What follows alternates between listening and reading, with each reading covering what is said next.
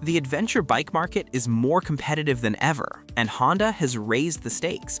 The Transalp brings real updates addressing past criticism. But is it truly the do-it-all middleweight the market wants? Let's break down 5 pros and 5 cons. To understand why, let's start under the tank. Here, the Transalp makes its boldest statement and begins to set itself apart from competitors.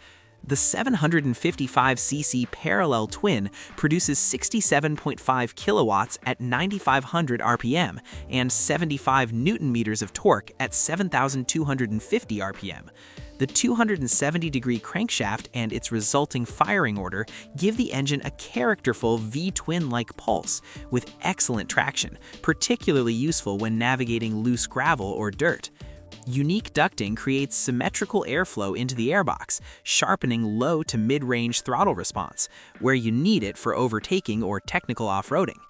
And the numbers translate to real-world dominance at its price point. This motor significantly outpowers the Yamaha Tenere 700 and rivals larger leader-class bikes for highway overtaking and top-end speed.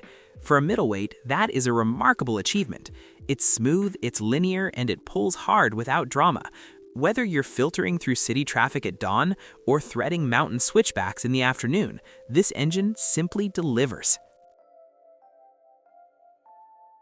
Building on that, Honda introduced an optional e-clutch for 2026, arguably the headline feature of the entire update. The system leverages throttle-by-wire technology to deliver next-level riding enjoyment, operating much more quickly and smoothly than a quick shifter, both up and down the gearbox. City riding is easier and less tiring when you don't have to manage the clutch lever. Off-road, the e-clutch lets you focus on body position, line, and throttle, not juggling 3 controls on tricky terrain. This opens new options for tuning electronic clutch control and power delivery, a first for Honda e-clutch in this platform. The traditional lever remains for purists, but once you try e-clutch, you may never go back. This might be the most important 2026 update, and Honda deserves credit for listening. When the Transalp was first launched, some reviewers felt the suspension was too soft, especially for pillion work. For 2026, Honda addressed those criticisms by updating the 43mm Showa SFFCA front fork and the ProLink rear shock. Both are now adjustable for compression and rebound damping. The Transalp sits on a 43mm SFF BPUSD fully adjustable Showa fork at the front with 200mm of travel, and a ProLink swing arm at the rear with 190mm of travel. The suspension has moved beyond a simple improvement, resulting in a bike that easily adapts to solo tarmac rides, loaded touring with a passenger, or demanding fire trail sessions. This adjustability, absent in earlier models, transforms the bike. Let's talk numbers, because this is where the Transalp absolutely embarrasses its competition. Even with the comprehensive 2026 updates, the Transalp remains one of the most affordable ways to get a 90-plus horsepower adventure bike with a full electronics suite. For around $17,000, you get a bike capable of commuting, touring, carrying a passenger, tackling fire trails, and even some single track if you're confident.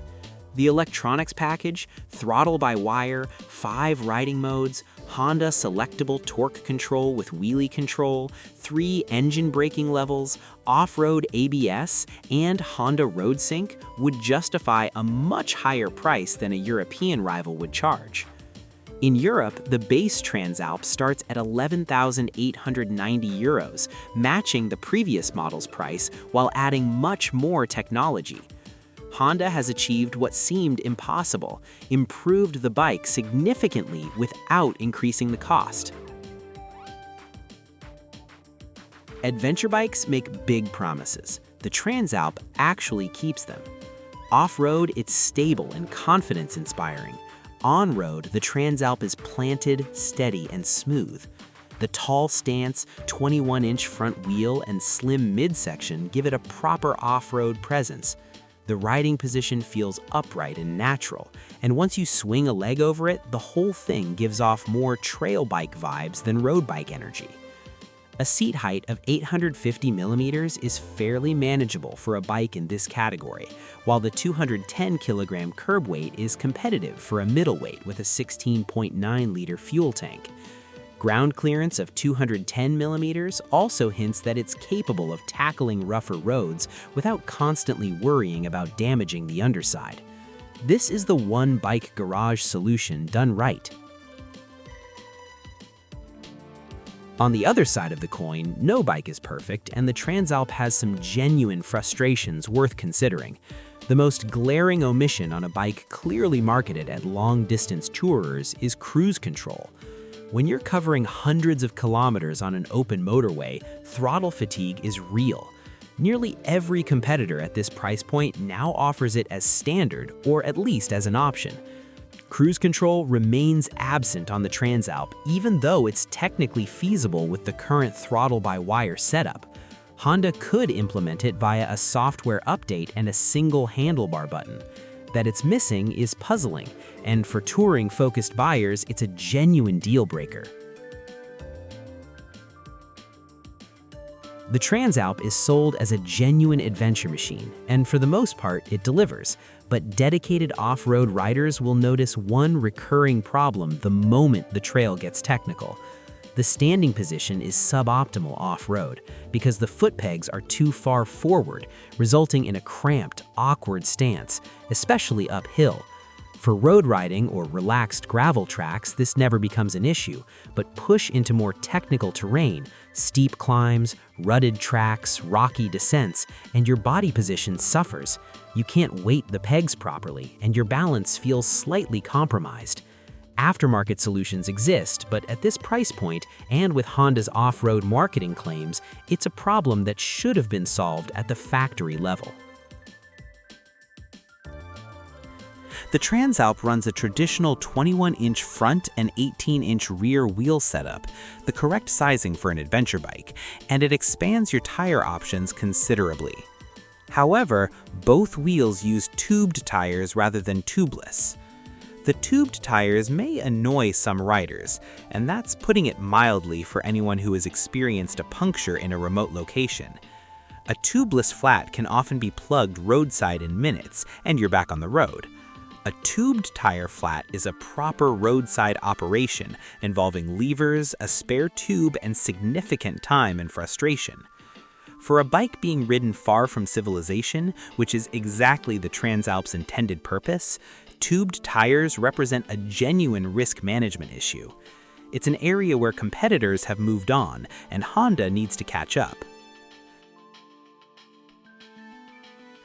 Honda has worked hard on the Aerodynamics package for 2026.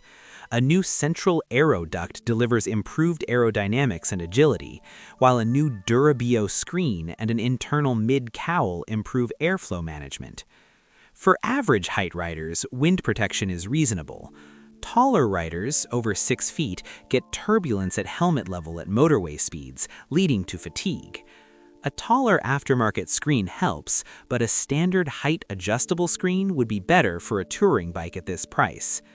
It's a minor issue on short rides, but significant on multi-day tours.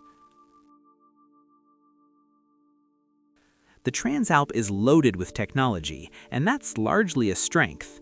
But there's a flip side. You now have 4 presets: Sport, Standard, Rain, and Gravel, plus 2 fully customizable user modes with 5 levels of Honda selectable torque control, 3 levels of engine braking, and 4 levels of power delivery. That is a lot of variables. For experienced riders who enjoy dialing in settings, it's a dream. For newer riders or those who just want to twist and go, the menu system can feel like a maze. The interface has improved for 2026, but Honda still has work to do in making this level of complexity feel intuitive rather than intimidating.